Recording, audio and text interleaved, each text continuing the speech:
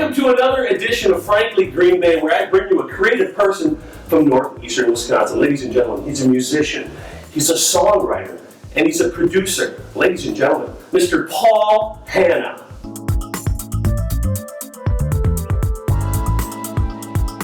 Ladies and gentlemen, I present Mr. Paul Hanna. How you doing, buddy? Fantastic. You know, Paul and I go way back. Paul is a lot younger than me, but I'll never forget. It was 1993 or 94. I walk into a little bar, Studio East, and here's this, I'm going to say little guy because you were littler then, playing, what was the song you were playing? Come on, refresh my mind. Had to have been Basket Case. It was Basket Case, and I'm like, you look like him, you sound like him. Let's talk about Annex, okay? How long has Annex been together? Craig and I started the band in '87.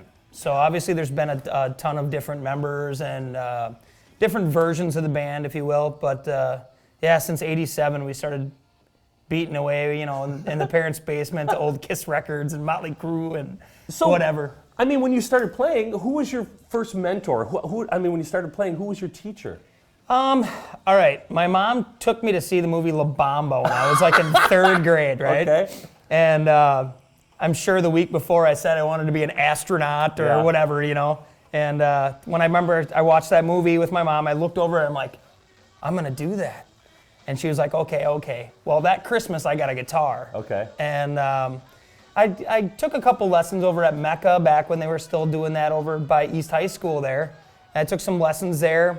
And then I switched over to Henry's Music. And there was Donnie J taught me for a short period. Okay. And then he moved down to Milwaukee. And when he moved, I started taking lessons from Kelly. And, you know, Kelly Klaus was my teacher until I was easily in high school, probably a junior, senior maybe, when I stopped taking lessons. Also, Tommy 12, let's talk about that. Well, Tommy was our bass player, original, or I shouldn't say the original, but he was one of the original members early on. He passed away in '03. Yep. He was in a motorcycle accident. Mm-hmm. After that, we decided to come up with a benefit shortly after he passed to kind of help funeral expenses for the family and such.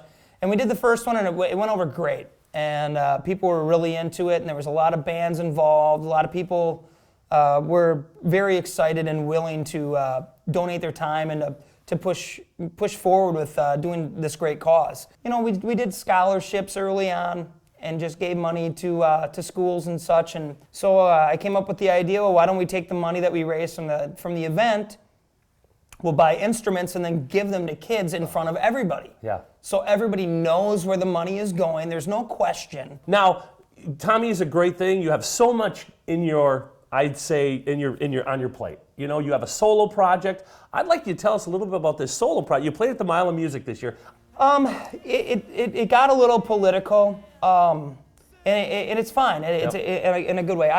I play music as my sole living. So with doing that, sometimes you have to do stuff that you don't necessarily maybe want to do, but you kind of have to do. And covers is part of that for me. They were great to me. They were fantastic. They were, you know, they greeted us open arms.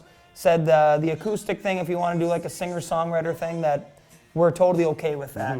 Well, I think it's pretty cool that you make a living in rock and roll, and you've done it all your life, and you live in Green Bay, Wisconsin. Well, I want to thank Paul Hanna. Thanks, buddy. That was an awesome interview. Join us next week as we bring you another creative person from northeastern Wisconsin. See you later.